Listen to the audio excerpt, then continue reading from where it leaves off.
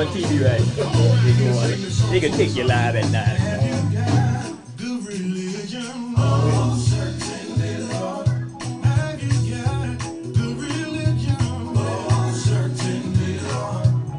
They shooting in the same morning.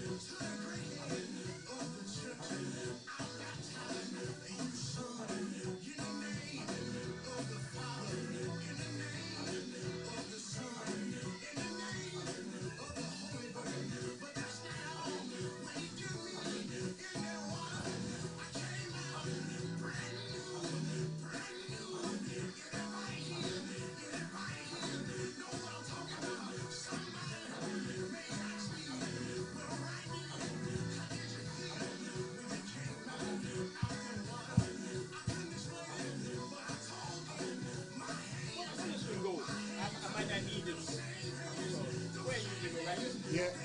You just got two of them, two of them things that working. Right there. That was plugging, man. That got a plug on it? Because one of them not connected. One of them broke. Or did he wheel it back? Yeah.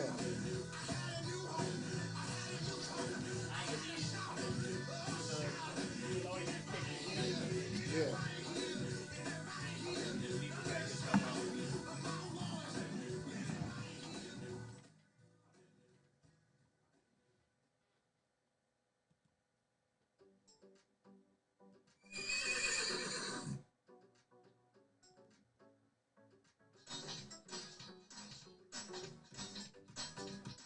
Gospel is back live. B&T Productions presents the 4th Annual Gospel Bowl at the Westgate Amphitheater at 305 Jefferson Island Road in New Iberia. The Tally Boys of Tyler, Texas. The spiritual men and women gospel group of New Iberia. The Lighthouse Singers of Baton Rouge. Bishop Richard Frank and family of Bill Platt. The sensational Soul Searchers. For more information, the contact number of Buck Emanuel is 337-256-3654 or John Broussard, 337-380-0998. The 4th Annual Gospel Bowl is a proud sponsor of this program.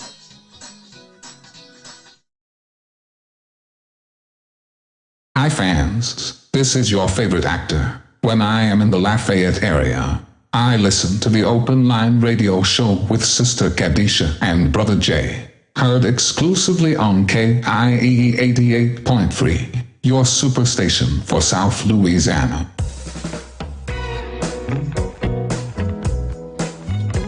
The Open Line Radio Show is supported in part by Finders Keepers, the place with your residential hardware needs, small engines, outdoor power equipment, bathroom accessories, electronics, lighting, plumbing and everything in between.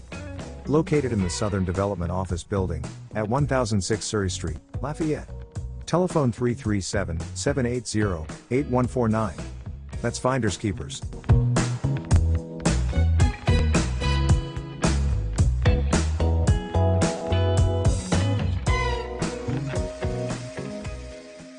You are now tuned into my man, Brother Jay, and our conscious sister, bringing the people the knowledge on the Open Line Radio Show on 88.3 FM, your superstation for South Louisiana. You are rolling with the Open Line Radio Show, heard exclusively on KIEE 88.3 FM, your superstation for South Louisiana.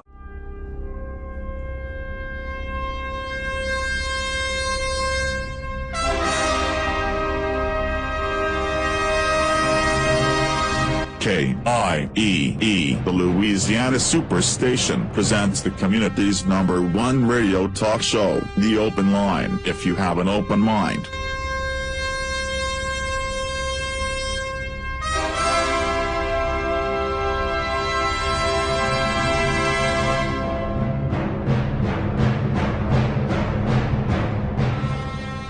Greetings, brothers and sisters. Welcome to the Open Line. I'm Brother Jay. I'll be here with my co-host, Sister Khadijah. Stay tuned and relax for the Open Line on KIEE 88.3, your superstation. Welcome to the Open Line on KIEE 88.3, your superstation. The views and opinions expressed on this program are those of the hosts, guests, and callers and are not necessarily those of KIEE 88.3 staff or management. Thanks for listening. Oh Lord, if I had the chance to be born again and a choice of colors for my skin, knowing that it's twice as hard, yes it is, being black to win, I would still wanna be cold black again. I tell you that's small minds and the way some treat me. Hatred is a one thing. Oh, I'll never let it defeat me. My God bless America and forgive us for we all sin. I would still wanna be black again. Let me tell a story. One day in Alabama, Lord have mercy. Overworked and tired feet.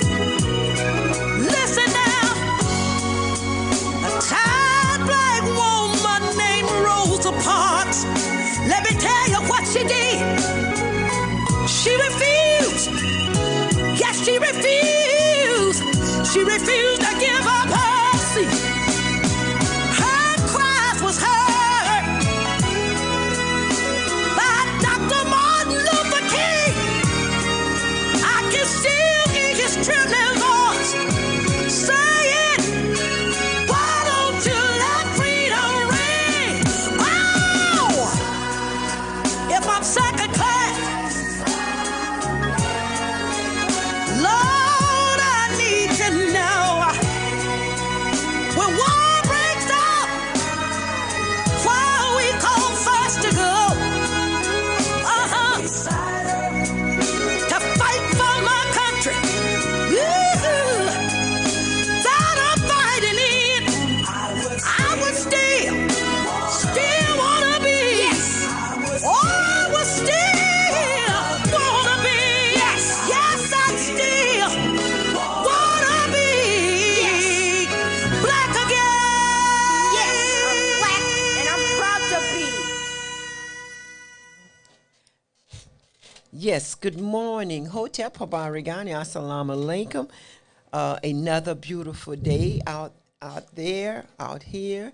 And that song was from the great late Peggy Scott Adams. Yeah, she died this week and everything. And we just want to keep our listening audience informed.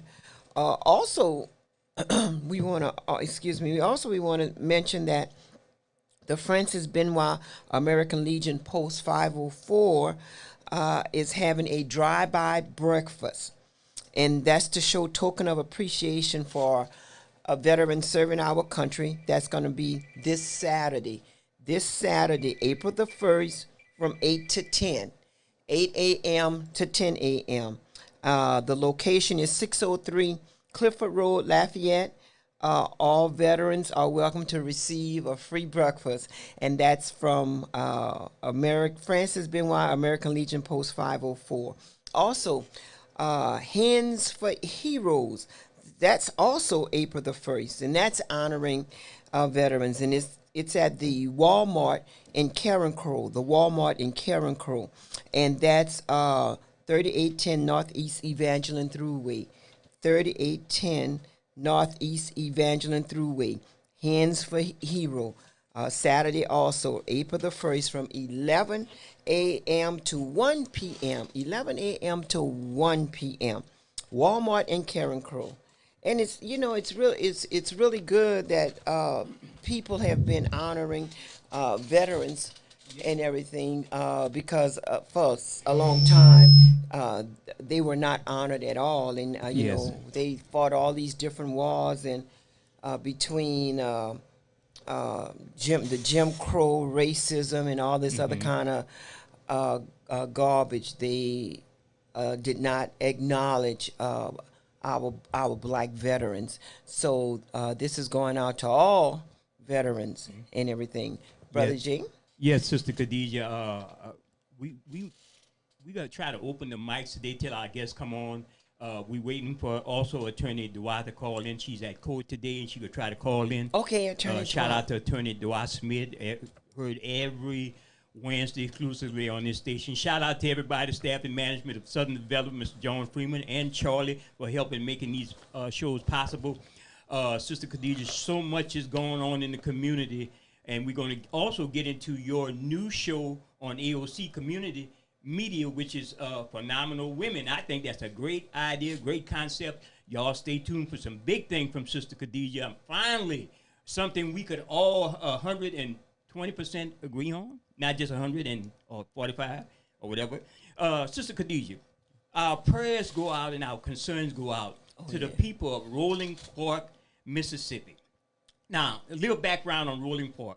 It's a small town, smaller than Jeanerette, Louisiana, and it's predominantly, I think, 70% African-American, 70% black, from one of the hardest, let's say, poorest areas of the state of Mississippi.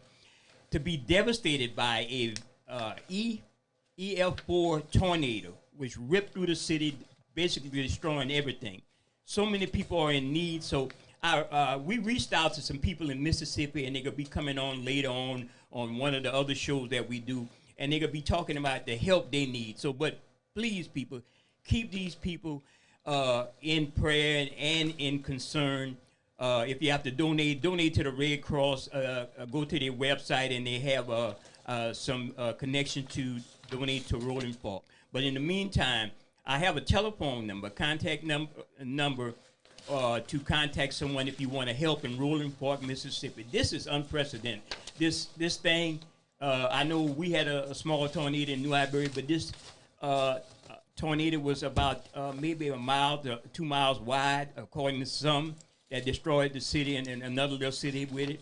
And to see our people suffer so much. So contact area code 601-316-0648 or area code 769-226-7373. Again, the main numbers, area code 601-316-0648. That's for the rescue for Rolling Fork. They just need donations. They need canned goods. They need baby wipes, Pampers, pet food, everything you could basically think of when you have a major disaster like that. Sister Khadija, you saw the pictures. Looked like an atomic bomb. Like, it's not just like the tornado I saw in New Iberia. It went over an area a certain width, a couple of 100 feet. But this went through the whole city and destroyed the whole city in that part of impoverished Mississippi. Yes, also, yes. And yes, that was horrific. And another horrific thing that happened, too, were the killing of those 6 people, 6 or 7, school shooting. And it's then start the debate all over again about these AR-15. I mean, why do you need a machine gun like that for the innocent lives that is continuously being lost through gun violence?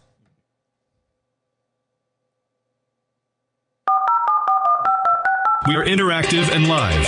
Call us at area code 33753400036. That's 33753400036. On the Open Line Radio Show on KIEE 88.3 FM, your superstation for South Louisiana. Yes, sister. Call us. Let us know your concerns. We got an open mic segment for now. Our guest in the second half probably would be Professor James Taylor from the University of San Francisco, discussing politics and the implications going on right now in Washington, D.C. But in the meantime, sister, we got some serious controversial stuff going on here in the Lafayette Parish area. You got that article right there. That article stood out in the Advocate. And when you want to give the example of privileged people or corruption, you have one right here in that article you have. How can a city councilman get in a wreck caused by her and hit another vehicle, and then because of her connection to law enforcement calls the chief, and the chief come down there and just basically poo-poo everything on the side. You know what I mean? Shoot everything on the side like nothing happened. And even the issue with him giving gift cards to the officers on the scene, I mean, not him, but her giving some so-called apology gift cards. Well, and then they refuse to take the gift card, but the chief turn around, takes the cards and give them right back to him and saying, you need to take this. This is corruption. This is corruption. This is everything in the book you could think of. And I wonder if the city council in Youngsville and law enforcement, if that's happening on that level, what do you think will happen to people of color when being stopped in that area? Yes, and it wasn't. It was a parked car. It was a parked car. Yeah. So she could have been drunk. You think? Well, she said she wasn't. Well, yeah, you gotta take her for her word at face value. But if you're gonna call in and if you're gonna call the chief to say, I hit a parked car and I fell asleep hitting it. Well, what caused you to fall asleep? She said she was reaching for her phone, which should be wrong also. Right. You or me will get stopped, you know. Yes. Caller, you're on. You're the first caller. Yes, good morning, and thank you for taking my call. Yes, ma'am. It's just another example of people getting away with things. Look at Trump. He think he didn't do nothing wrong, want to get off of everything. It's just another case of letting them do what they want to do. Now, she lied when they asked if she was drinking. She said no. Then again, she said yeah. She should be fired too. Her and along with the chief that was there on the scene. They need to all be fired, put out of office. Yes, ma'am. Yes, ma'am. Because they're not helping the people by doing favoritism like that. Like the lady said on the interview. It's nothing but favoritism. And it makes you upset to know that this goes on. You get upset every day behind these people. Yes. When the other man had a drunk drive and they paraded him in the front of the camera. I forgot what his name was, but look how they treated him, the black man. Yes, ma'am, I definitely agree. Yes, we definitely agree. Yes, thank you. Thank you. Well, I mean, to me, that's just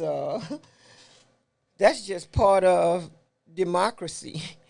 No matter how you look at it, those who can afford to get out of trouble, they get out of trouble. And those of us who can't afford, we always stuck to either go to jail, pay fines and fees. You know, we had that with a councilwoman out in New Iberia. Yeah, and you have a LSU criminal justice professor chimed in and said that was wrong, morally wrong, and it smacks of corruption. Yes, smack of corruption, which is part of democracy here.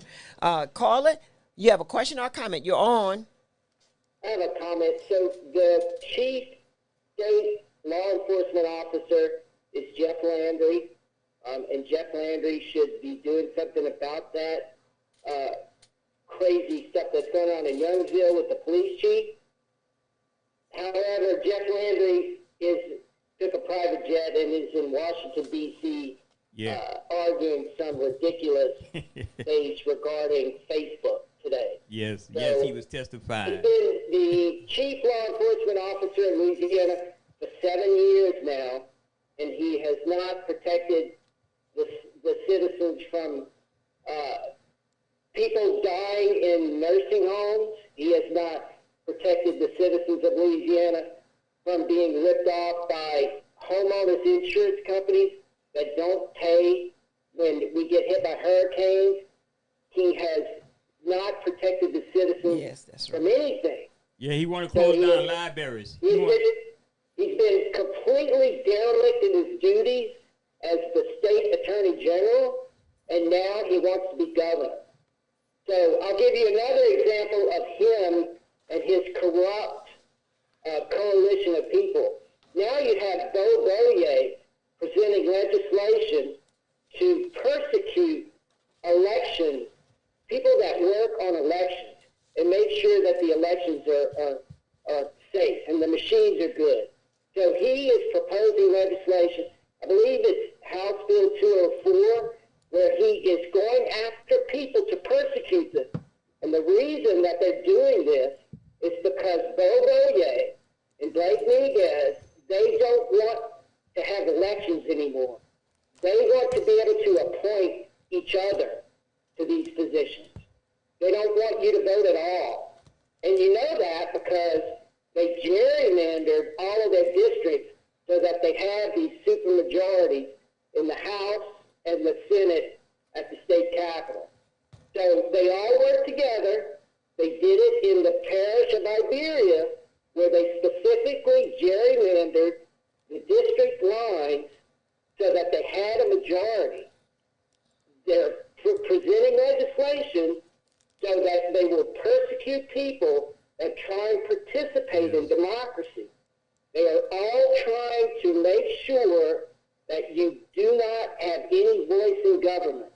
You better be careful if you're going to vote in Jeff Landry and Bo Boye and Blake Miguez, you're essentially losing complete democracy. Yes, sir. That's my comment. Thanks. Thank you for your comments. He's right Okay. on point. And also, the Louisiana legislative also recently gained with the new elections of people being elected.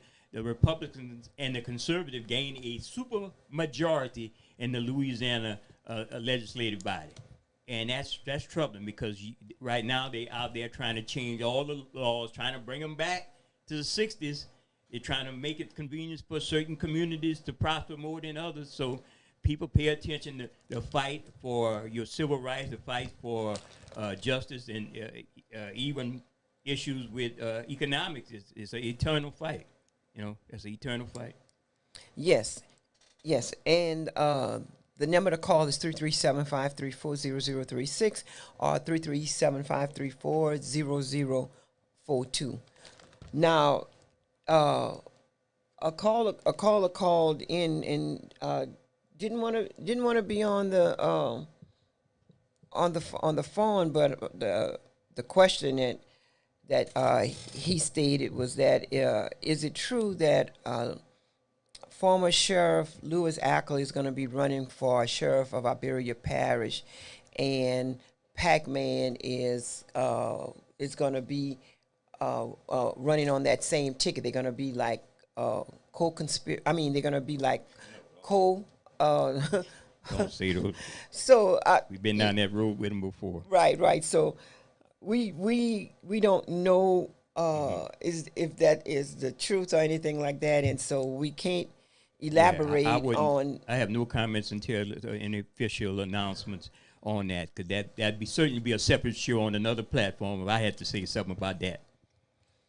But people just got to be reminded. Right now, we're in the midst of in communities all across the country. We have our brother Roland Martin. We have our brother Rashad Ritchie who's on the Young Turks Network. Countless videos of law enforcement jurisdictions all over the United States doing harm to people, to citizens, especially black people. And you just have to go look at these videos and for people like Roland Martin, who's been experiencing the news and journalist business for a long time, people like brother Rashad Ritchie out of Atlanta, who's now a professor, to highlight these videos in these communities. There's something going on, and we still haven't done anything to move the needle on police reform. Yes, you're on, sir. Yes, can you guys hear me? Yeah, yes, we can sir. hear you. Yes, sir. Go ahead. Good morning. Okay, yes. Good morning. Brother, Sister Khadijah, and Brother Jay, good morning. Hey. Brother Jay, I want to mention this about some of the things you're talking about. I'm going to take us on a journey right quick. It's going to be a short one. Right now in Israel, there is something that is taking place that for such a long time has never took place in Israel as it's being done right now, and it's nationally televised, and everybody by now should probably have seen this. In Israel right now, the people are rising up because they are not happy with Benjamin Netanyahu and that the folks that's running country. Netanyahu was prime minister, then he lost the last race, and then another race came up, and he was able to get back in. And now he and the party that he represents wants to change so many things there, and the people are fed up. And if y'all have not seen this, go take a look. Similar to what happens here in the United States and in other countries. This is currently going on worldwide. Yeah. Guys, even in some of the European we have some things that are happening around us, like Brother Jay, you talk about police, let's call it brutality or whatever, where, when people are being treated unfairly by the law or by the ones who are hired to uphold the law, it's almost like you're taking freedom from them, and freedom is what your country stands on. In the countries of democracy, you have what's called freedom. And when somebody's freedom is threatened, they have a right in that country to speak out on that. And by speaking out, that's a right itself. You cannot batter somebody or withhold them from being able to speak, because their speaking is just letting you know how they feel. If you want to debate what they're saying, you have that right too, in this country or in any country.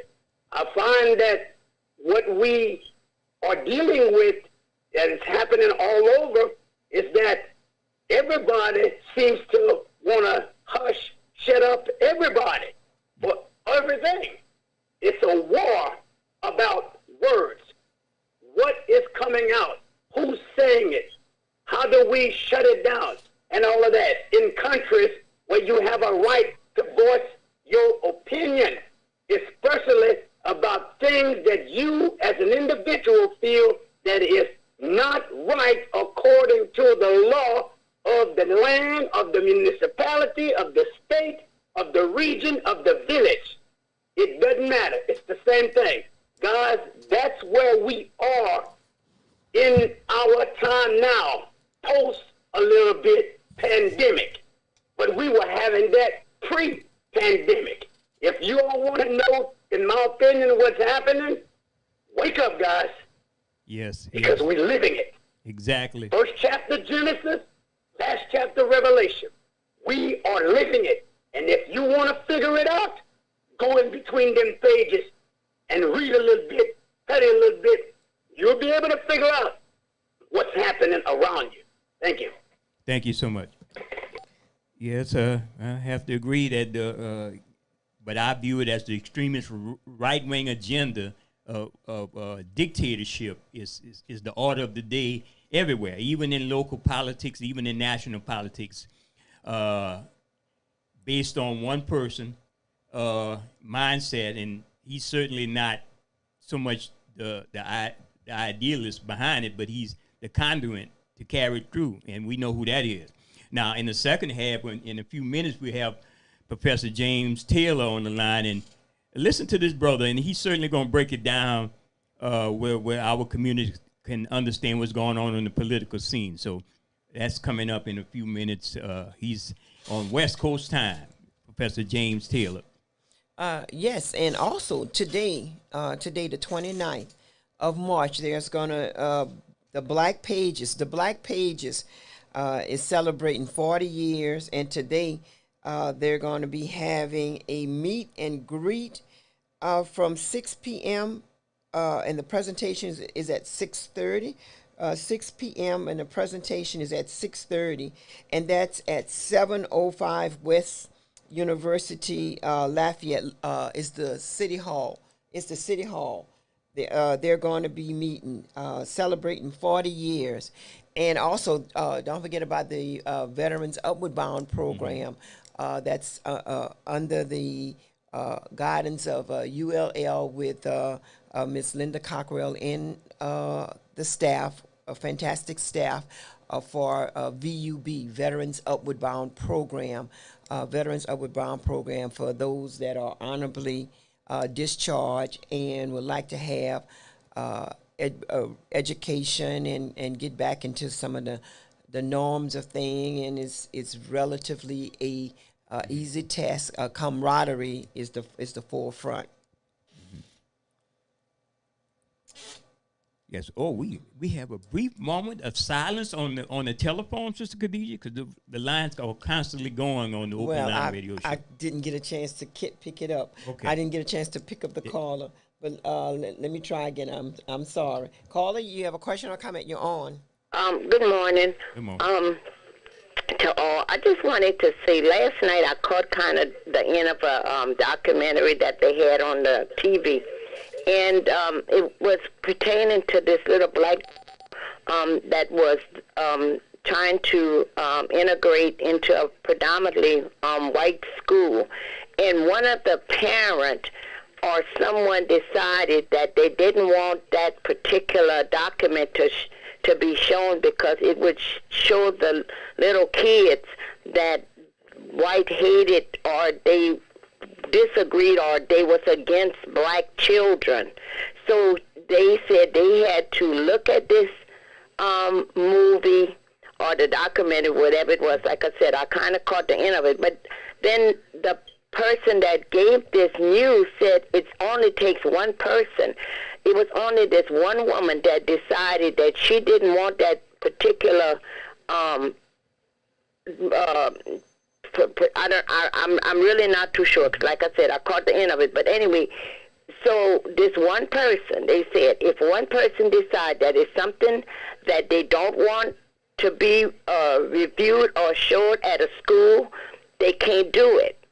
So how is it if you say that you don't want it showed, and then somebody else come and say they want it showed? So that, how does that go? You know, it's a lot of craziness going on. Oh yes, in the world today. Yes, it is. They actually are trying to remove or have removed books by the late great Hank Aaron, baseball player, because of his struggle. He talked about his struggle with racism within the Major League Baseball. Even the books of Roberto Clemente, another great baseball player. So this shows you how far they are going and not wanting to hear the truth, and they're putting it all in the back of these so-called words that they're trying to twist into something bad called wokeism and CRT. So we got to just pay attention and stay ahead of that and try not to adopt the same narrative that they have adopted when using these words in the proper form. So, Sister Khadijah, so many things going on. But let's go back to your show. You done this past Saturday. What was that about for the listening audience? Oh, it's just highlighting phenomenal women all over. Particularly in Louisiana, rather, and because there's a lot of women that are not. They have done things for years and years, and you barely know that they've done anything. Our guest was Miss Ruby, and people know Miss Ruby from. She was. She worked hand in hand with. Sister Janelle Shagwar, when she rested in peace, and they gave out suits and prom dresses all over to people that to deserving people and everything. And then we also had Dr. Tyler Williams Damon, the educator, the sisters that took and started the Willow Academy. Yes, out in Abbeville. So it's just so good that you could just see how many times people, have been doing things for years, but you don't know of them because either they're not on the internet, they're not doing no Facebook, and I mean, you're talking about people that have done things the right way for such a long time. Caller, you have a question or a comment? Yes, I got a comment. The first caller before that he was talking about democracy and what is happening all over the world. Everywhere there's democracy, there's wars. Democracy now is to keep the people in bondage. For some reason, we don't understand all what black people have been going through and still going through. They're still doing it all around the world. And our biggest thing we think about participating in this is helping black people. What it's doing is helping the poor white folks who always vote against their own rights, their own liberties, just for black people not to have it. And at school you mentioned last, the Willow Academy in Abbeville is now closed behind hanging with the wrong white people. Y'all did a lot of stuff to promote the school, but it was mishandled when you saw Clay Higgins and all the rest of the white representatives since they trying to start the school open. We cannot benefit ourselves until we start doing things by ourselves without the white man involvement. This is why the school in Abbeville is closed, because of mismanagement. And to make sure it do default, the Congress people that they pull aside of them made sure they don't get the money to keep this school going afloat. So until we realize we are the only black people that can help ourselves without white people's involvement, but a lot of y'all feel that y'all need the government, and what y'all don't realize, the government job is to empower you and use black people to make you think that the government is the way out. And the only way out is ourselves doing our own things. Thank y'all. Yes, and that's what was so good about having the program acknowledging phenomenal women, because that's exactly what Dr.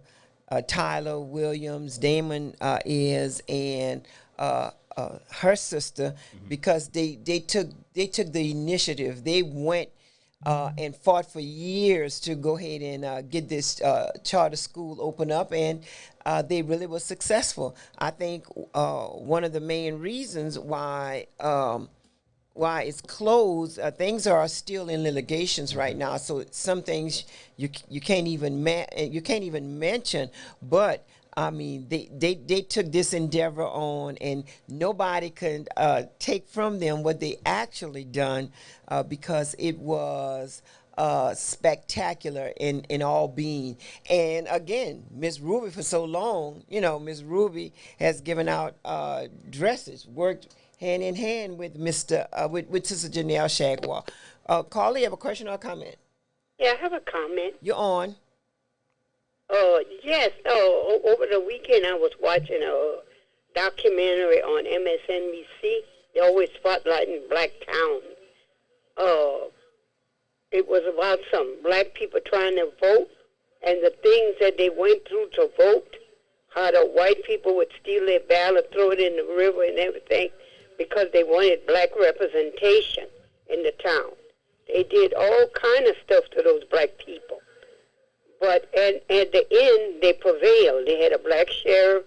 They had black people in power and everything in that small town. It's just to say, in numbers, you can do whatever you want to do. You got to get out there and vote. Vote these people out of office. And I tell it to people all the time. Get out there and vote. Don't, my vote don't count. Your vote do count. Yes, ma'am. Go out there and vote, and stop just sitting down doing nothing. Yes, ma'am. Get out there and vote. Because that little black town, they didn't have no black representation in the city hall, but they got together. The white people put them out of their houses they was renting on. They ended up living in tents. But they ended up getting black representation in that little town. Yeah, we got a couple of towns around Lafayette Parish that does not have any black representation. Dr. Williams pointed that out to me, and I have the list, and I know it starts with Youngsville also. So, and I'm amazed at the growth of Youngsville. I'm hoping it's not at the expense of others in the parish of Lafayette, because this town has grown, and it's not a hater thing. Is wondering if the balance of the economic situation on spending on infrastructure, if that's being spent equally in Lafayette Parish. So, and I also read an article that stated that Jeff Lander would be bad for Louisiana. Jeff Lander would be bad for Louisiana. That's right. Do your research. That's a cross between DeSantis and Trump situation. If you and have all to of say, these be honest about it. Republicans want to be governor of these states. That's so they can turn everything around. Yeah. Well, it's an eternal fight. You keep going up the hill, and the hill keep sliding down the hill. That's our fight. That's correct. Thank you. Thank you so much, Sister Khadija. I'm about to get. Another so thing. James Taylor, I think you got another phone call. Oh, okay. Another thing, our vote don't count when we don't vote. I mean, you've got to be able to vote in order to make things different. And try to vote the best candidate for your people.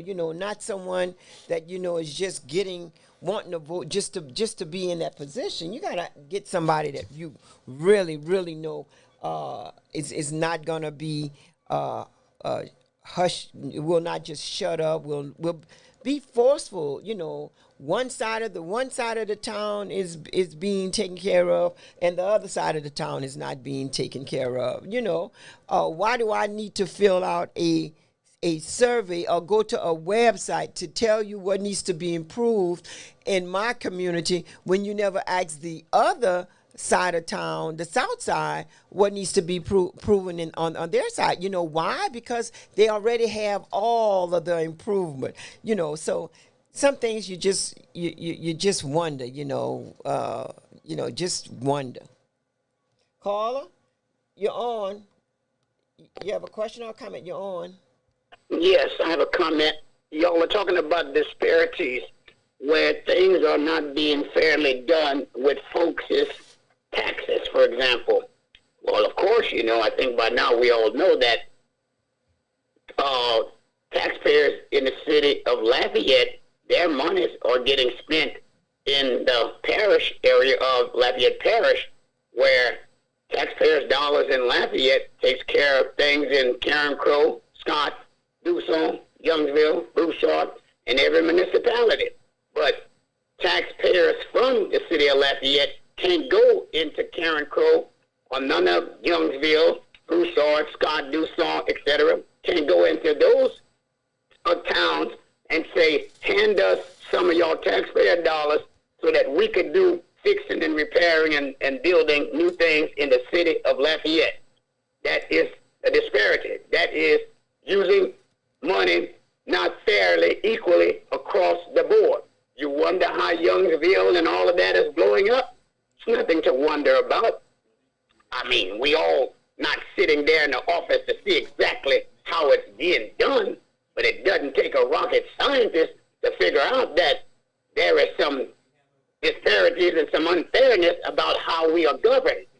The way the charter runs here, they need to go, everybody needs to go spend time and look at what's happening in Sulphur, Louisiana, with the citizens of Sulphur and what they are doing to their charter. They are slowly beginning to dismantle their charter and change things slowly. It's happening slowly because, of course, they got people that don't want it to change. But the folks in Sulphur, they are wanting this thing to be upgraded, and not only upgraded because it's so far in history with some of the information that it doesn't even pertain to them and how we live today. So they are slowly changing that. If Sulphur can begin doing this at regular council meetings on a regular basis, then that can be done here in Lafayette too, because that thing does not work well for the citizens of Lafayette, let alone Lafayette Parish. Okay. It is unfair the way that charter thing works. All right. It needs to be dismantled. All right, thank you. Thank you, Coach. We have Dr. James Taylor on right now, and Dr. Taylor going to go ahead and speak. That's Dr. James Taylor, Professor of Political Sciences at the University of San Francisco. Welcome, Dr. Taylor. You're on with Sister Khadijah and Brother Jay here on the Open Line Radio Show on 88.3 FM, your superstation for South Louisiana. How you doing, my brother? I'm doing great, and it's great to be back. It's great to be back in Louisiana. Yes, sir. Yes, sir. Sister Khadijah, she still have that meal waiting on you. Good. I'm looking forward to it. We know it's early in the morning out there on West Coast time, but so much is going on in, let's say, in the politics and in black politics. Right. As far as the way we have to deal with the concerns, and I listen to Carl, I listen to Rashad Ritchie, I listen to all the shows, even a little bit of Reverend Al sometimes, you know. Right. But I listen to you a lot, my brother. Tell us, what should we be worrying about right now in the field of black politics as it affects us all on a national, state, and local level? Yeah, you know, there's like you said, there's a lot going on. You know, one of the biggest developments is Hakeem Jeffers becoming the leading Democrat as a Democratic speaker, a minority leader, and you know that's a important historical development in African American politics. And you know, we've seen Lori Lightfoot lose in Chicago, but we saw Karen Bass win in Los Angeles. We've seen a number of developments in terms of,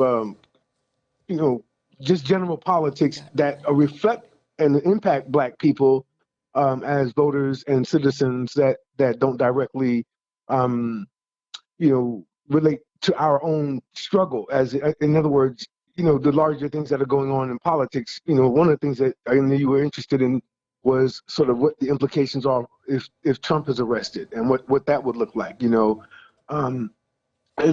for Black folk, it's going to be, I think, a carnival. I think it'll be a spectacle. But it's not unprecedented for the president to be arrested in office. And Trump is not even in office anymore. There's actually a case, if you look it up, where there's a Black man named William Henry West who gave, in Washington, D.C., he was a Black man. William Henry West was a Black man and a cop and a soldier. And in 1872, he arrested Ulysses S. Grant, the guy on your $50 bill. Mm-hmm. A Black man did. A Black cop arrested the President of the United States in 1872. And Ulysses S. Grant accepted the ticket. I think he paid a $20 fine after his arraignment and went on about his business. And that's how this is really going to be with Trump. It's not a big deal. This is a misdemeanor. Michael Cohen did jail time, so that might be the one, danger to Trump, is that he could do jail time because someone else who's committed the same crime has already done time. But for the most part, it's probably going to be a civil fine and a spectacle, and Trump will try to use it as a way to organize his base. I think they're underestimating how Trump has been defeated ever since he showed up in 2016. And Dr. Taylor, Sister Khadijah, I know she won't ask you this question because this is her interest. Donald Trump and the $150,000 or whatever with that exchange hand, should that be, is that really technically a crime because he paid off a madam to keep her hush, or because of the it was commingling of the campaign funds, or wherever the money is coming from? Is that right? Well, I'm not a lawyer, and I think a lawyer should have that conversation. But what I can say is this: in politics and in political corruption cases of any kind, it's seldom the actual act that is the offending deed. It's usually the cover-up and the lie associated with it. So Bill Clinton didn't get impeached because of Monica Lewinsky and he had an affair. He got impeached for the lie. And that's the technicality. So lying is technically against the law. And so it's not a small thing. This is already a misdemeanor. But again, Trump can make more out of it politically if he wants to. But again, Al Capone, John Gotti, those guys went down for tax evasion, not for mafia activity. So that's the nature of this, of prosecution is if we can get you for anything, we'll charge you. But there's no such thing as a technicality to a prosecutor because it's a violation of law or policy.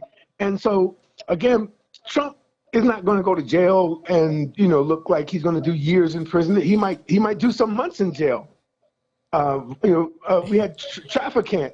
I can't remember James Trafficant. Yeah. James Trafficant went to jail in Ohio. And one more thing, if you check in 2008 when Obama ran for president the first time, during the West Virginia Democratic primary, the racists of West Virginia voted for a white man in prison over Barack Obama. Wow. That happened in 2008, West Virginia. Democrats against Democrats. The white Democrats chose a man in jail over Barack Obama. Look it up. Wow. Wow. You're hearing from Professor James Taylor, University of San Francisco, breaking it down in politics. A lot of people don't want to get their in our community don't want to get their hands dirty in politics. I know in South Louisiana, sometimes we accept a lot of stuff that we should not accept. And then, Professor Taylor, it's not so much as the, well, we saying that, okay, it's because of the lying, but yet the United States have lied, stole, raped for centuries. So I don't really get it. I mean, the the part where we've had similar discussion is the fact that at least Stormy Daniels got some type of compensation for a drive-by. A drive-by? Right. Why you would call that a drive-by? Right. And it wasn't illegal to pay her the hush money. That's not against the law. Right. What's against the law is, the manner in which he denied it having. He said it had to do with election law, and that puts him into the area of a gray area of deceiving voters and trying to keep the money hidden so they wouldn't know about it because it might have hurt him at the last minute. So that's the potential crime. Okay. And again, like I said, when you look at a lot of big cases, it's not always the main crime. It's usually hiding the crime that leads to the subsequent punishment. And that's what happened again with Bill Clinton, even though that was political and not criminal.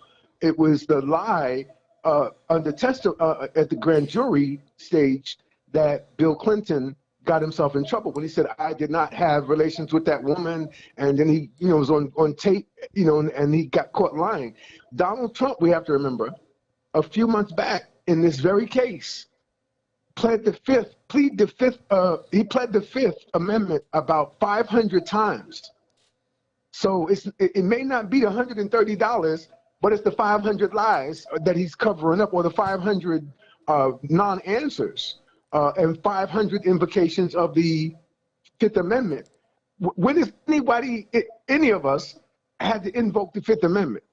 And this man has had to do it repeatedly. So again, when you lie to a grand jury, the prosecutors, they say, can prosecute a ham sandwich.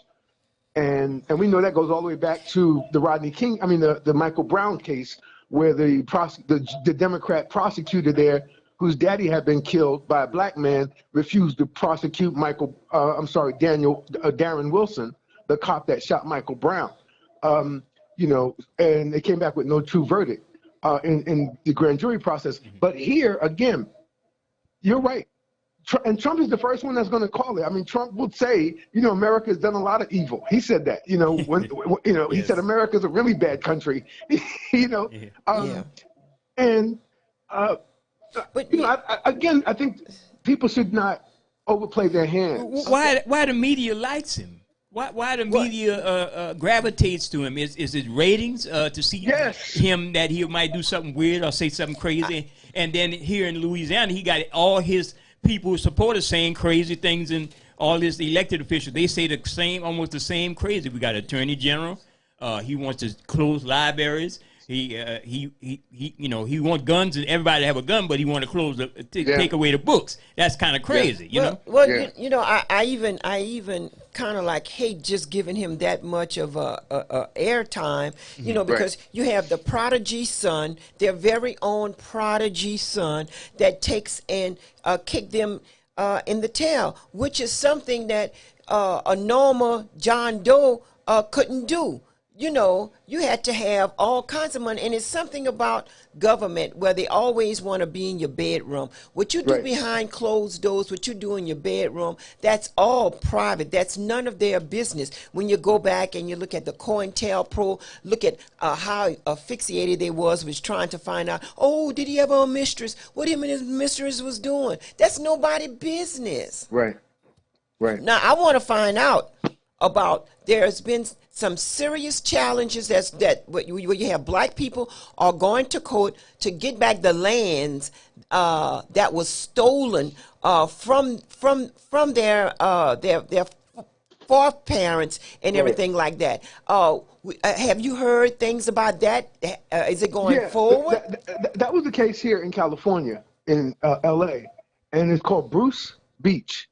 If we're talking about the same case. And what happened was, basically, the black family wanted to hold on to that land, just like everybody who cares and is conscious in Black America understood the symbolic importance of that recovery, because that, right here in the midst of all the reparations work we're doing.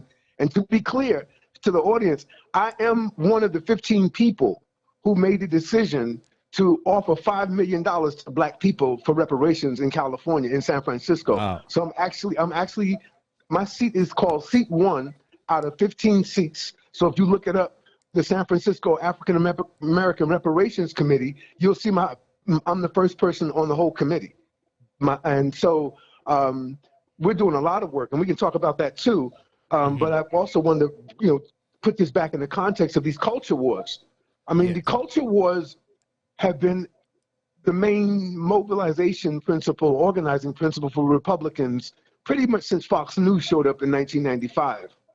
From that point on, they've used culture wars as a way of, distracting poor whites and uneducated white and, just regular white folk, and convincing them that black folk are their problem, that Mexicans are their problem, that the border is their problem, that, the Muslims are their problem, that, transgender people are their problem.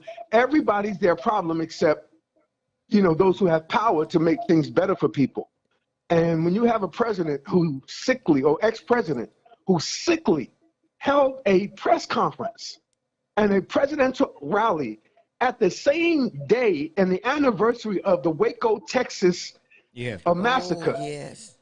That's a sick man that did that. He almost did that with Tulsa, Oklahoma in 2021. Right. He threatened to go to Tulsa on Juneteenth, and Black America said, "We dare you." And a security guard, a Secret Service agent, a black man, told Trump, "Do not do that. Do not go to Tulsa on Juneteenth in 2021 because all hell will break loose." And I felt the tension because he was provoking Black America. Now he was provoking Black America in that instance. But here you see him using the backdrop of David Koresh and Waco to show, federal overreach, Janet Reno, Bill Clinton. I mean, Donald Trump is so lost in the past 30 years that his people have to be stunned that this man can't think about tomorrow. Donald Trump has no vision of the next 10 years, 3 years, 5 years, Dr. 4 Taylor, years. give us your opinion on even with the pending cases against him for the whether or not they can indict him, the black prosecutors in New York and Fulton County. Yes. Yeah, and he's calling them racist. Mm-hmm. And this is the sickness. He's explicitly calling the black folk who prosecute him racist to a bunch of white racists. But black folk don't always get to go around calling white prosecutors racist, do we? We don't. Right. When do you see black folk stand on television and call a white prosecutor a racist? As much as we know they are racist, when do we do it? We don't. So his white privilege allows him to play this game. He's a white man playing a game because he can. And he can jeopardize and threaten Alvin Bragg. He threatened the man with a baseball bat on the internet 2 days ago, threatening him and calling him all kind of racist and low-life scum. That's the word he used for the prosecutor. Now imagine if this is Ja Rule, or if this was, a Jay-Z or anybody, somebody, any regular black folk person. Boosie, let's go with Boosie. If this is Boosie, I love Boosie. If he can hear me, he need to know I love him. If it was Boosie doing this, he would go to jail. If Boosie got up on Instagram and said something about the prosecutors that were, that coming after him, and had a bat and said, y'all are a bunch of low life, this and that, you can see that prosecutors would not tolerate that. Some other prosecutor would come after him for doing that. But Trump has not even been prosecuted for the recent threat he made to the prosecutor. And again, he's highlighting the fact that they're black. Only a racist can get away with that, and a white man who knows the game of America. Trump knows America so well. He and Obama both know America. And what I mean is, Obama knew America was still thoroughly racist, and that's why he avoided race. He didn't even talk about reparations. How did Obama get away with not addressing reparations when Ta-Nehisi Coates wrote the article while he was president? That stuns me to this day. Obama never made an official statement on reparations when it was the hottest topic during his presidency. And that's when the George Floyd movement and uprising led to a widespread reparations movement that's happening now. Obama got away with never addressing reparations. To my knowledge, he never said a word publicly. Just like right now, in San Francisco, I'm on the committee. London Breed, the black woman mayor of San Francisco, ain't said a word publicly, and we've been meeting for almost 2 years and have given up our report to the city council, and we recommended $5 million to each black San Francisco resident, and she hasn't said a word. The black city council leader has, He's the one that sponsored it, a brother named Shaman Walton. He was president of the Board of Supervisors in San Francisco recently, and then the white man pulled a coup on him and overthrew him. A white liberal overthrew the black man, and now the white man, who is the white liberal, now is the president of the Board of Supervisors in San Francisco, a man named Peskin, P-E-S-K-I-N. This white man overthrew his brother in San Francisco, but the brother, Shaman Walton, he actually is the sponsor of the legislation. But now, look at this, Sister Khadijah and Brother Jay. Since we started our efforts, and we started after Evanston, Illinois, and after Asheville, North Carolina. They started first. But San Francisco just created the city council this week raised $50 million, earmarked $50 million to create a permanent reparations committee in San Francisco. A permanent committee. This is the furthest we've gotten and closest we've ever gotten to reparations at a local level since some was given in South Carolina back in the 1860s to a few black families. Some did get 40 acres and a mule. Not a lot, but some did. And Johnson confiscated a lot of the land that did become, that was given under 40 acres and a mule. But, you know, again, in San Francisco, what we're doing is we look at what would it mean. And I know in Louisiana, $5 million for reparations sounds insane to a lot of people. But if you look in LA, to be middle class, to be just above middle class means you earn $2 million in LA. To be just above middle class in New York, you have to have an income of $3 million. Right. To be just above middle class in San Francisco, you have an income or net worth of $5 million. So our reparations plan in San Francisco is not even to make black folk rich. If you got $5 million in San Francisco, you ain't even on the top, you're not even elite. You're not even rich in San Francisco. If you got $5 million, you just got $5 million, but you ain't rich. Dr. Taylor, we have a call on the line. I hate to interrupt you. You are on a roll. You're listening to Dr. James Taylor on 88.3 FM. Caller. Yes. To our brother that's on with us, good morning. I want to say to you, brother, have you all been looking around the world along with the United States for the past years of all of our lives, no matter what age we are now? Guys, you're talking about a political football. And if y'all have watched movies over the year, every time that political football thing comes up, it's dealing into the depths of how government is run, organized, etc. We are not playing in this game. We to them don't even exist. The bottom line is we are the worker ant.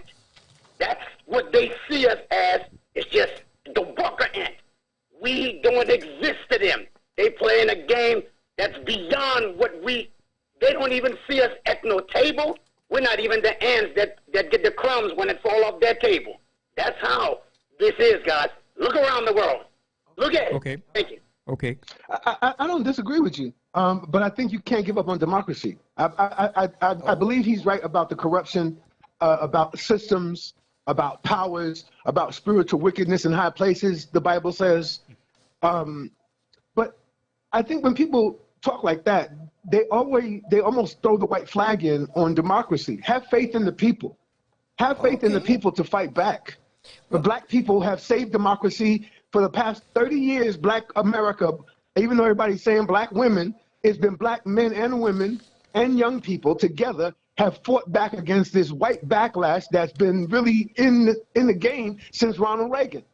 I'm talking about the war on drugs. Forget Trump and MAGA. MAGA is the second coming of Reagan. Reagan started MAGA, not Trump. Trump ain't the father of MAGA. Ronald Reagan is. Trump ain't the father of the war on drugs that devastated us. Ronald Reagan was. Trump ain't the one who did mass incarceration. That was the Democrats and the Republicans. In fact, the Democrats are the main ones that have driven the prison of the black prison population up in America. Bill Clinton put more black men in prison than Ronald Reagan did, and George Bush. In the 12 years of Reagan, Bush, more black men went to prison in the 8 years of Bill Clinton than the 12 years of republicanism before him. And the Democrats came up with law and order. The Democrats came up with tough on crime, not Republicans. LBJ said tough on crime before Nixon did. LBJ said tough on crime first.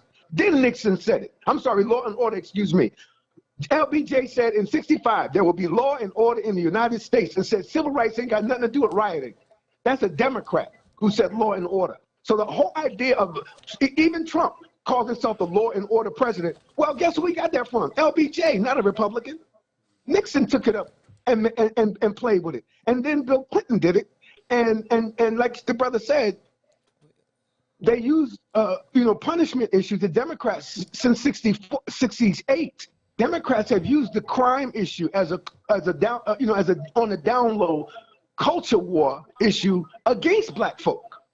So Biden was the chief architect of the super predator, black violence, black on black crime era talk in the 90s. That was Bill Clinton, Hillary Clinton. That was some black politicians in the Congressional Black Caucus that co-signed on that legislation. In fact, Bill Clinton was being responsive to the Congressional Black Caucus and their demands for him to be responsive to violence in our neighborhoods. So I think, again, it's a football.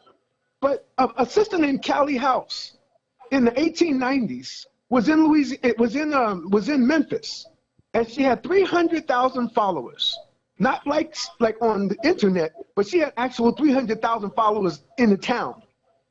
And Callie House and Isaiah Dickerson saw that the United States federal Treasury taxed all of this cotton that was still on the scene during these Civil War battles. So all the cotton that the Confederacy had got taxed by the Union. That tax was about $59 million. The $59 million was given to the white soldiers in the Union. And so Callie House and Isaiah Dickerson, they came along and said, no, that belongs to us. We the ones that pick that cotton. That's our reparations. This happens. So this brother, when he's talking about how they keep kicking it down the football, I'm showing you that they started doing it in the 1890s. Yeah. Okay, wait. Yeah. Well, Dr. Taylor, we have another phone. The phones are ringing off the hook right now. And I knew they want to talk to Professor James Taylor. Go ahead, caller. Caller, you have a question or a comment? You're on. Yes, I got a comment. The doctor refused to mention Joe Biden, who was Bill Clinton's head lynchman. Yeah, he just mentioned him. Who said that black people into public school were cockroaches. He wasn't listening to me. Donald Trump hasn't written black people. He written more past white people than anything. We as black people got to realize we got to stop saving this country who don't acknowledge us. And we always feel we got to save a country before saving our culture. These people do not care about us because we started off as Republicans. They didn't grant us liberties. Now they're Democrats. They got us enslaved. And yet still they put more black people in power that don't have no power to say what needs to be said. You talk about racism. None of these black guys will say racism to these white officers. Don't get mad at Donald Trump because he used his First Amendment to let them know he feels they're racist. Go to any black courtroom, white courtroom. You'll never hear a black lawyer say racism. He got to use bias. That's not the same thing. So Trump is using this freedom of speech that black people do have but refuse to use. So stop giving Joe Biden a credit by not talking about how many inmates he incarcerated and came up with a bill that said that children under 13 should be arrested and charged as adults. Okay, apparently he didn't listen. It doesn't matter what party. We are the black people who are always being used to divide the white people who wants the power from us. And we are the damn fools by voting for them. So talk the truth. Don't let nobody else.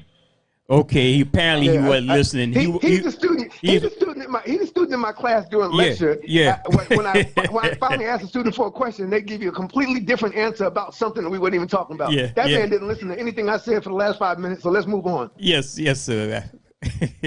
He literally said exactly what I said. Yes, you did mention Biden.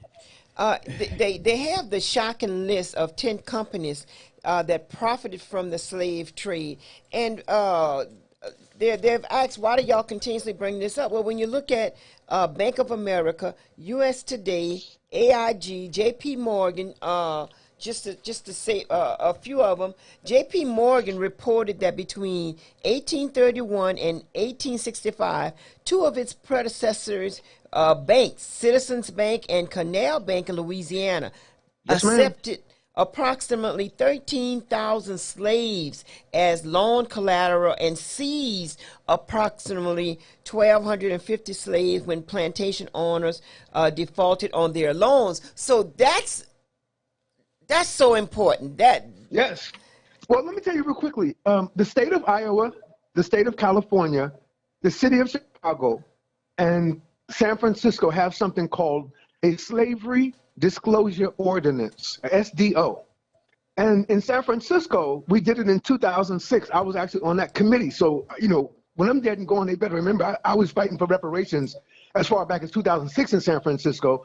And I helped write the legislation that became the blueprint for what we're doing now. And again, it's called Slavery Disclosure Ordinance. And what it means in San Francisco is any bank, any insurance company, any company with textiles like cotton, they have to do their own self-study, a deep dive into their coffers and tell us what they know about their ties to slavery.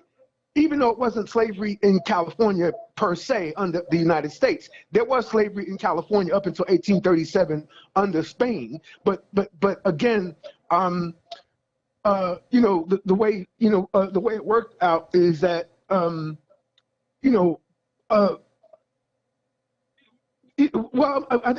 talking about Slavery Disclosure Ordinance.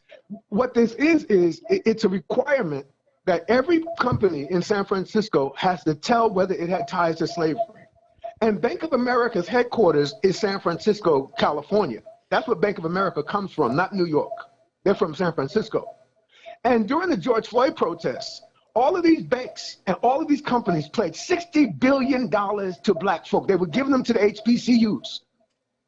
And what's really interesting is the Slavery Disclosure Ordinance requires Bank of America and all banks in San Francisco to do their own research. And if you go online right now, you can go in and look in San Francisco's at San Francisco Slavery Disclosure Ordinance. Google it. It's in the office of a city administrator, so it's in the city government in San Francisco. And if you look at it, there's a bunch of companies in there right now that have admitted it. They don't know anybody's watching. But I wrote the legislation in 06, and I was waiting for everybody to finally catch up to those of us who were doing this work 15, 20 years ago. Now, what's really interesting is the Slavery Disclosure Ordinance exposed that Bank of America had acquired 63 companies. 63 companies. One from New Orleans, an insurance company that insured black bodies when they were being rented out as laborers by other, small farms. So the Slavery Disclosure Ordinance in California and specifically in the city of San Francisco. So it's at the state level and it's only in San Francisco. I don't think it's in LA or Oakland or Berkeley, but definitely San Francisco. And every company, US Bank has admitted it, Wells Fargo. I'm telling y'all, if you go in and look online, you will see all the companies in San Francisco only that have admitted their ties to slavery. And we got Bank of America where we want them because they ran and opened their mouths during the George Floyd protests and volunteered $3 billion to black America. And I'm saying, how the hell are you going to give $3 billion to black America when you're the main reason why black folk are organizing for reparations in San Francisco from all the housing damage y'all did in the 40s through the 70s? And you ain't beginning with your charity at home. In other words, Bank of America should admit in San Francisco that they are partly responsible for purchasing companies that insure black bodies, like you were saying, those 12,000 bodies you were talking about. Look, I teach at a Jesuit Catholic school. I know New Orleans, I know Louisiana, very Catholic. Look here, if you look it up, Georgetown University has a reparations plan for the 282 black people and their families and their descendants that Georgetown and the Jesuit Catholic Church sold. Now you think, if you want to hear somebody bold, I'm a black man. I teach at a Jesuit Catholic University right now. Now listen to what I'm saying to you. That at that point, when they sold, and I think it was 1837, there was a great panic. There was a Great Depression in 1837. And during that panic, the Jesuits at Georgetown sold 282 faithful, loyal, older house slaves who were domestics down to brutal field slavery in Louisiana. That happened. Please look it up since we in Louisiana. Georgetown sold 282 black folk from D.C. down to Louisiana, and they have scenes where these older women were begging the Jesuit priests, how could you sell us to the fields? How can you sell us down in Louisiana? They begged. There's a scene where one older black woman got on her knees and begged the Jesuit priest not to sell them. Let me tell you all what I'm saying if I'm talking too loud for you to appreciate. What I'm saying is that Georgetown University and the Jesuit Society of Jesus were saved in America, period, by selling 282 people. That $2 million they got saved Georgetown, and it funded the entire Jesuit religion in America. Black people, black bodies, 282 black people saved the whole religion of the Jesuits. So if without those 282 black people, there would be no Georgetown, there would be no Gonzaga, there would be no Loyola Marymount, there would be no Santa Clara, there would be no Marquette, there would be no St. Louis University. There would be none of those schools down there in Louisiana that's called Xavier, because all them schools that's called Xavier is Jesuit. Right. There would be no Xavier University. Please, black folk, understand. Not only does the government owe us, but if you remember, there was one instance where Brother James Foreman actually walked into the Jewish synagogues and to Catholic churches in the 60s with a manifesto demanding reparations, and they gave him $1 million. The white church did respond to a 1960s demand when James Foreman walked into Riverside Church and demanded reparations from the religious element of America. And one group did respond, they gave $1 million. But the Jesuits never did. So the Jesuits, what I'm trying to help you appreciate is that Jesuit religion in America could not exist unless Georgetown sold those black people. That's how deep, how deep this goes. You talking reparations, the whole Jesuit order would not exist unless they did this in 1837. That's just to say, this is the CRT that they failed to tell us here. You know, I went to Catholic school in my little hometown. So none of this stuff, it even came close to me having an understanding that all of this happened. Wow. And the sad thing is, you know, you got all these white folk up in arms about the $5 million in San Francisco. But those same white people have no problem with them spending $5 million of keeping us in jail.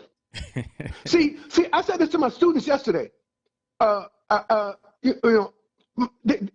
you get in a room with a criminologist or defense attorneys or prosecutors and judges and political science professors talking about punishment, they start throwing around billions and billions and billions and billions. And I'm saying what reparations is to me is simply, instead of you using billions to keep us down, give us those same billions to build ourselves up. Amen. That's what reparations is to me. America has gone out of its way to underdevelop the black group and overdevelop the white group so that we feel under and they feel over. And the tragedy for them is the government was lying because they was never superior to us. We were here 200 years before the first white people came, before the British, before the Jews and the Irish and the Welsh and the Scots. We were here for 200 years before they came. And they came and leaped over us. Martin Luther King explains this. I would encourage anybody to go online and Google or YouTube Martin Luther King and reparations and listen to King break down reparations, how the Europeans got all of this federal support and gave them strength to become middle class. And that's all we're trying to do in San Francisco. We ain't trying to make nobody rich with reparations. We're trying to get them out the bottom and into the middle class. The phone That's line. what reparations means to me. Professor and I'm saying this Taylor, real quickly. You have a the question? phone lines are lighting up again. Give me 1 second. Let me just say this. Let me get this out. Hold Let me get this out real quick. Let me get this out. Because I want us to understand the American government has spent trillions since the 60s, both Democrat and Republican, brother, who wasn't listening before. Both parties have spent trillions in keeping us down. Trillions in the prisons, trillions in the jails, trillions with law enforcement, trillions with National Guard, trillions keeping us in the court system since the 60s. And what we're saying to America, reparations is keep your focus on us just like you did when you incarcerated us. Keep your focus on us the same way you did when you put 4 million of us in prison. Keep your focus on us the way you do in the foster care system, the way you do in the hospitals, and you got us dying young, and you got us, having greater infant mortality. Keep your focus on us. But we're saying flip the script. We're saying the same way you white folks. See, white America ain't never complained about the trillions of dollars they invested in keeping us down. But now they want to complain that we're saying take those trillions, turn them into reparations so we can build individuals when they're young instead of trying to recover them as broken men and women. Yes. I was at a conference and said to a bunch of professionals, about 75 professionals, law enforcement professionals, who were in a room for hours throwing around billions of dollars. And I just stopped the whole room. And I said, why don't we give that money to the black kids in the neighborhood? Give every black child in America $250,000 a day they're born. Because you're going to spend it on them anyway in the system, keeping them down. So give it to them up front and let them live a good life. But America don't want that. America knows the solution to the black man's problem is reparations. Our only politics has been reparations. Integration wasn't black politics. Integration was white politics. Integration was the NAACP. Black folk were Garveyites. Black folk were committed to Harlem and to New Orleans, or wherever there was black community, it was called Harlem. Everywhere in America where black people lived was called Harlem, not just San Francisco. San Francisco prides itself on being called Harlem of the West. But if you know anything about the black migration that begins in the 1870s under Pap Singleton over to Kansas, black folk have been moving from 1870 to 1970. 100 years, we were never at peace in America. We just kept on moving. Yeah. Professor Taylor, you don't mind take this caller? I sure will. Yeah, you're on the roll, brother. Go ahead, caller. You're on. I hate to interrupt Professor Taylor, but I have a question concerning Trump. At one time he said he could go out and kill someone and they would never do him anything. So he had a lot inside the riot that went on at the Capitol, and someone did pass, and there was a debt. So when he go to court, do you think they could bring that subject up as him being an accessory? And I'll listen to what Professor Taylor has to say, and y'all have a blessed day. No, I don't think they can bring that up in D.C. The case, this is a New York case and a Georgia case, and those cases will hinge on what he did and what Lindsey Graham and others did in those specific jurisdictions. But again, for me, focusing on reparations, I want to get back to that, is simply that every aspect of American society that has kept us down costs a lot of money to do it. And what we're saying is, give us that money and let us develop ourselves.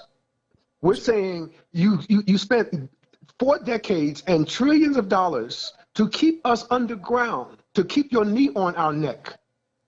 And what we're saying is, give every black child, because that's what every white child in America who's middle class, not poor white people. Y'all got plenty of poor white folk, and we got plenty of poor white folk, so we know they ain't getting no $250,000.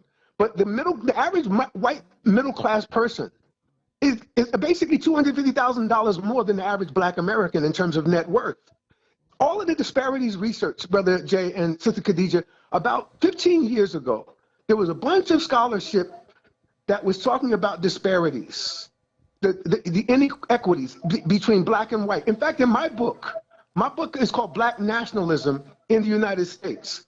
The last page of it cites a study that looks at Martin Luther King's dream every year and measures it like with marriage, home ownership, employment rates, life expectancy, anything that would be the American dream, they measure it statistically.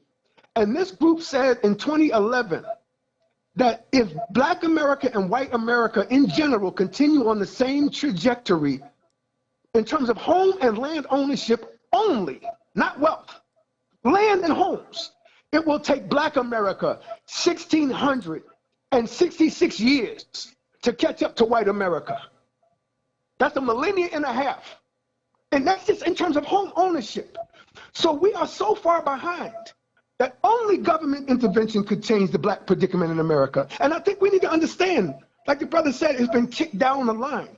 But if you do a proper study of reparations, you will know that it was the original black politics of all black politics after abolition. Our first politics was abolition.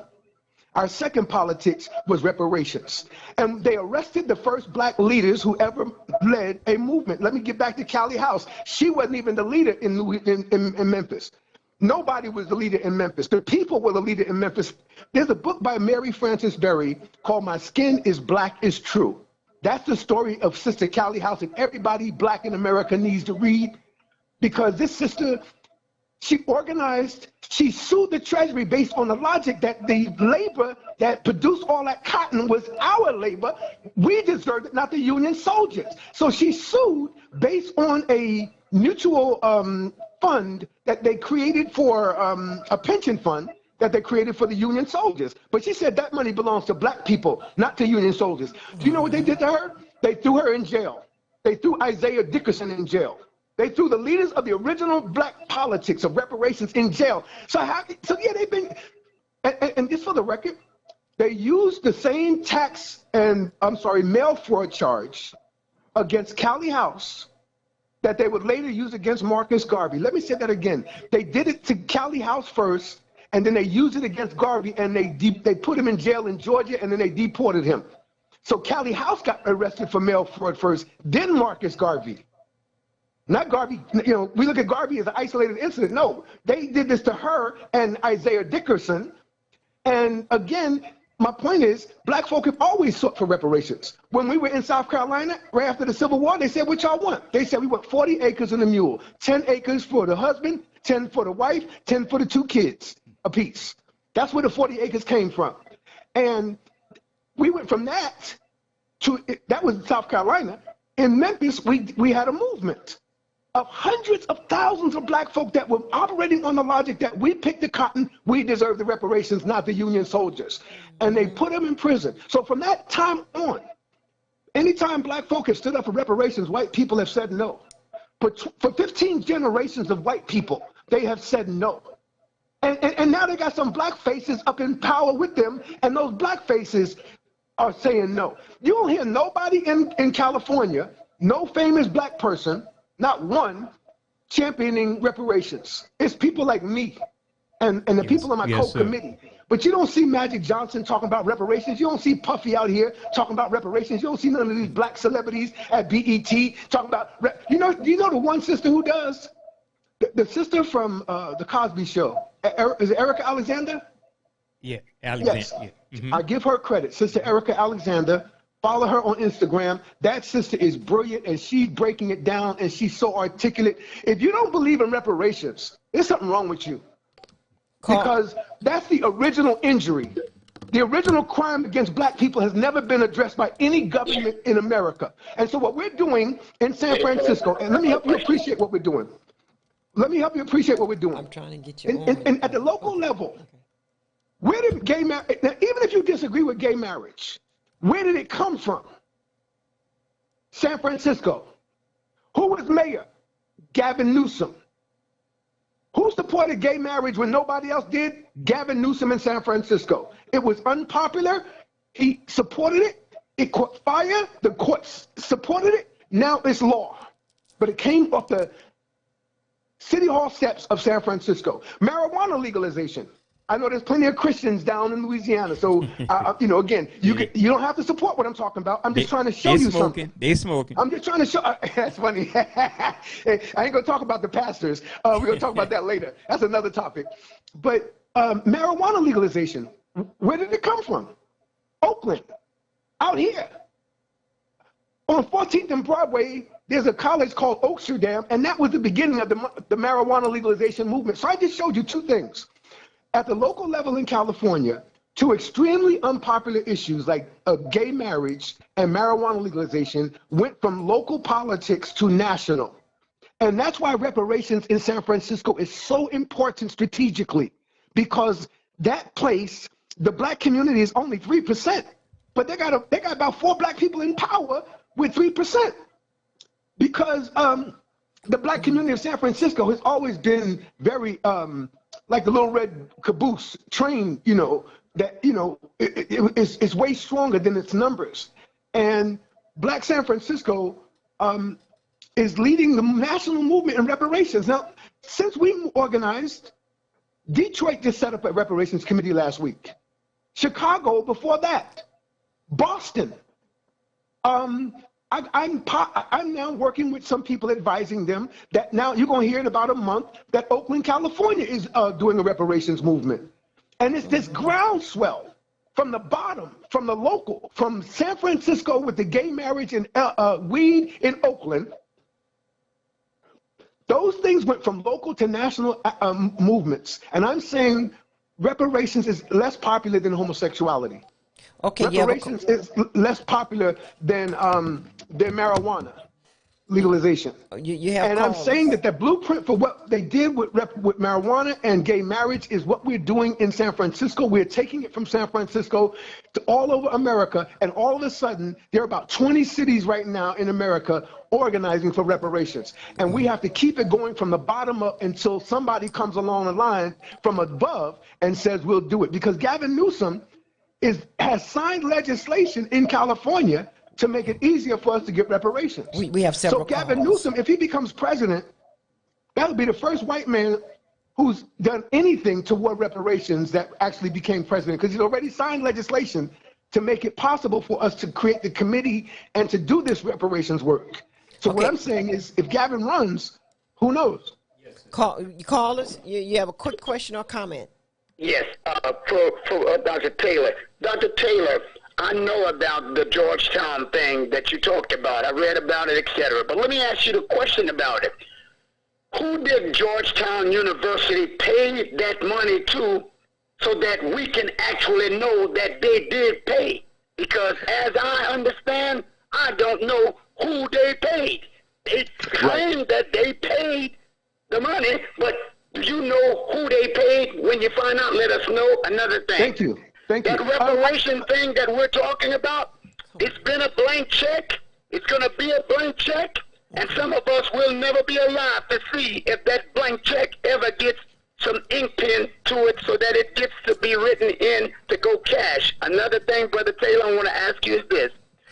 You can also, I want to talk to you about everything you said. I'm going to stick in that student loan, $10,000 exempt. I want you to talk a little bit about that, where we're talking about San Francisco, reparation, and the presidency, the political football. Talk about why are they not talking about that student loan, and why has they waited till this point to where people going to soon have to start paying on their student loan, because I think the time's going to soon go out in April where everybody's going to start paying back, and the block that they had on it going to move away, and you have to start paying. Talk about that, and to close, let me leave you with this, brother. We all believe that we were the first humans in the mother Africa, but this is America. They feel that they were the first ones here, and we know that we know we had folks here before them, but when we came here, they brought us to America. So according to them, you wasn't here in America. This was ours. We took it, and it was ours. We brought you here. You were slaves, and that's what you were. You were not the first people over here. Y'all from Africa, and y'all came here with chains because y'all were our workers. So we wasn't first in America. All right. We read and studied about being first somewhere, but let him, coach. It wasn't in America. Coach, until then, we will always be that way to them. Thank you. You want him to answer the questions, but you keep going on and on and on. Our callers are passionate, Sister Khadijah. I would say, I would suggest that, the student loans definitely is an issue that would benefit black folk, and they know it. The Republicans know it. And it's really sick to me that they're fighting it, that they're opposing student loan forgiveness that can make life better. I was in Australia once, and in Australia, they were so bragging about how you could be 30 years old and never have gone to college and decide at 30 you want to go back to school, and in Australia, you can go back to school for free. That's how it is. Yeah. So you could be somebody that's just a waste from 20 to 30, just wasting your life for a decade, and decide at 30, I want to get my stuff together. Australia says, okay, we will take care of you. See, the problem with America is because it's diverse, white folk are willing to die before they see everybody happy. That's the sickness of white America. This is a sickness they have. They are dying. Look at this.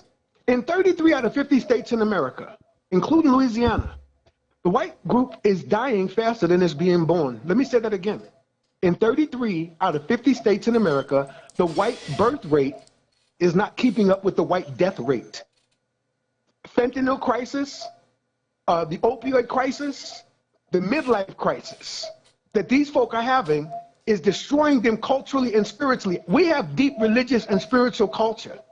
So we have survived the Holocaust and the Ma'afa. We've survived everything they've thrown at us, and we are actually having a population explosion, and they dying out. That's how sick they are. And nowhere in the world do 500 white people get shot by the police, only America.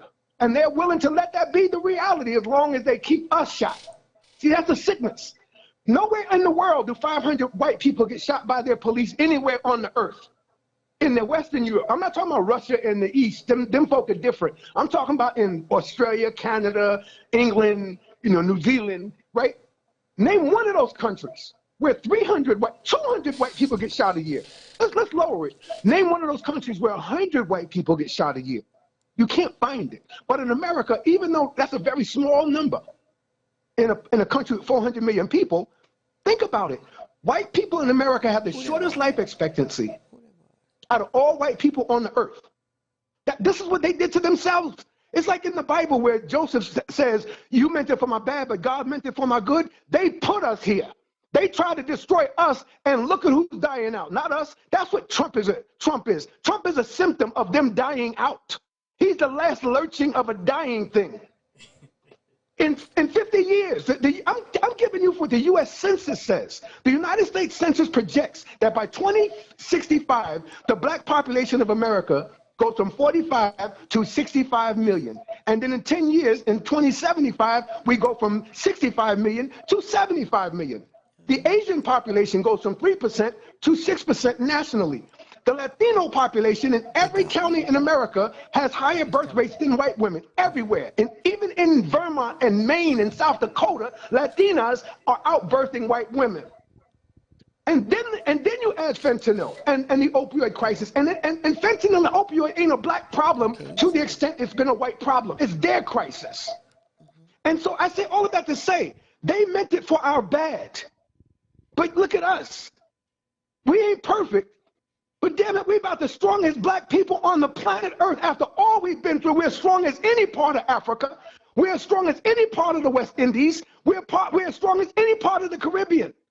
As a people, we ain't perfect, but we've been through hell, and we still standing strong, and we are leading the world in reparations. Be clear, Jamaica is asking for reparations. When Queen Elizabeth died, all of the black countries that had a piece of jewelry on her crown said, we want our jewelry back.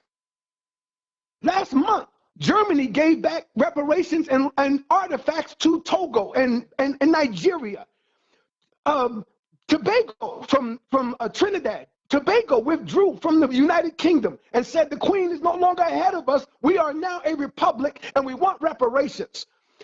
When the Queen, when Prince William and his wife went to Jamaica last year or 2 years ago, the Prime Minister told him in front of the whole world, we want reparations.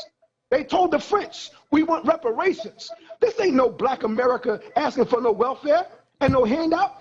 It's saying that we are prosecuting the past 500 years of the evil you have done to get where you are. And the disparity of wealth that exists in America between black and white was created by the tools of American government. The tools at the county. When you look at all of the evil that happened at Colfax in Louisiana. Colfax massacre. Right? Yes. Right. This happened everywhere in the South, and that was the county governments doing that.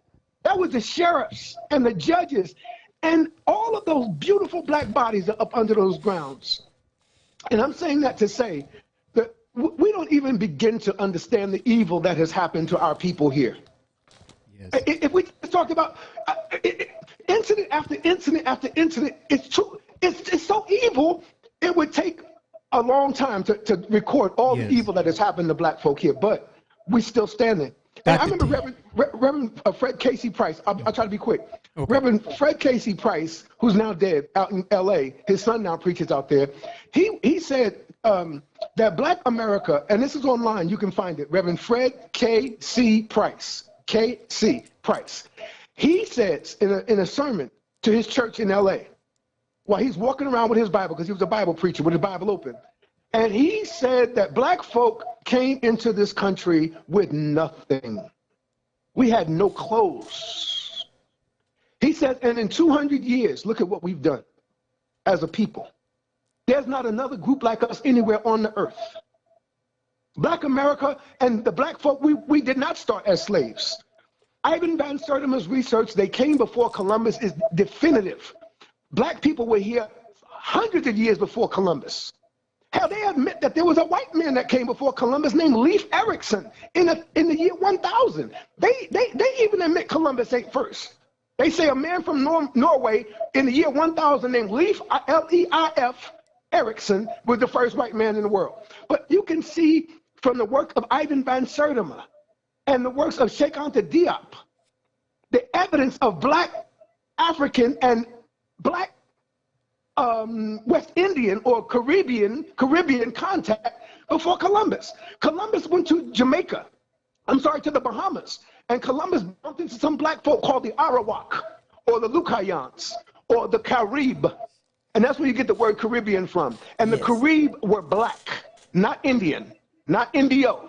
They were Negro in this land. Just like in Australia, you got a piece of land that was a part of Africa and fell apart from it 60,000 years ago. And if anybody listening today goes to Australia today and talks to the Aborigine, they will call themselves black to you. The Aborigine in Australia do not call themselves the Aborigine. They call themselves black men. Dr. Taylor, unfortunately, we have to wind it down. You've been rolling. We've been getting a real history and political science lesson straight from a real live professor who I think he loves the people in Louisiana. I hear him talk a little bit like Louisiana people.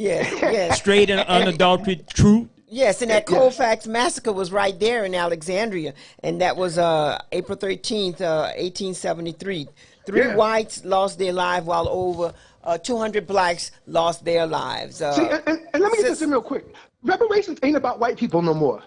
Just like gay people don't argue about whether gay sex is natural no more. They just moved on and got married, and now they're doing transgender. We have to move beyond thinking about reparations and white people's relationship to it. We're not talking about white people. We're talking about what the government did to us, the crime of the state. And even though white folk have been lying and saying for the last 10, 15 years, we weren't slaves and we didn't hold you slaves, the truth is Washington, D.C. and every state that ever held black people as slaves and every county that ever held black people as slaves is still here. So we don't need the slave masters or the slaves to be here no more. We got the state. The state did the crime against black people.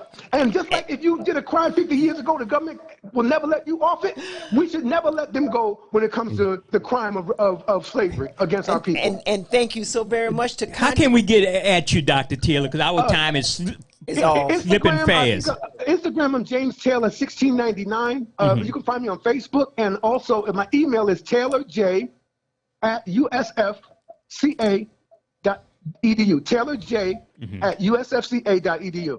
Yes, and I'll be putting up the show links and links to your site. When Louisiana get reparations, or Georgia or South Carolina, brother Jay and Sister Khadijah, that's going to be the thing. It's easy for San Francisco to do, but God have mercy if Atlanta come up with a plan, or if New Orleans come up with it, or if Lafayette starts a reparations movement. Down in the South, that's where we need the reparations movement to go back, because that's where it started, down South. And we need black folk in the South to get involved in creating one Southern state. We need one Southern state or city to organize reparations, and that will be the real breakthrough. Yes, sir. Yes, indeed. We want to thank you so much, Dr. Taylor. And you know, you're always welcome to come back, and we'll get you on in the near future. Another conversation. We're going to talk about the pastors. I'm not going to say that. Okay, thank you so very much. Take care. Brother Herbert is coming on with that hot reggae. Remember, Hens for Hero. They're heroes. They're going to be giving out hands April the 1st, 2023, and that's going to be at the Walmart in Carencro, and that's 3810 Northeast Evangeline Thruway. The Black Page is today, which is located, the Black Page's location is going to be at City Hall. They're going to be having something going on from 6 o'clock p.m.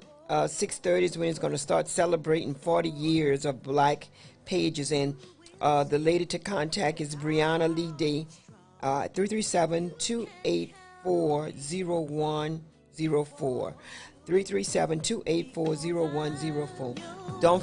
Don't forget Francis Benoit, American Legion Post, April the 1st, drive-by breakfast in appreciation to veterans, and that's at 603 Clifford Road, Lafayette, Louisiana, Saturday from 8 a.m. to 10 a.m. And don't forget the VUB Veterans Upward Bound Program. You could get in touch with Miss Linda at 337-482-5835. Thank you so very much, and we are out of here. Sorry we couldn't get no more callers.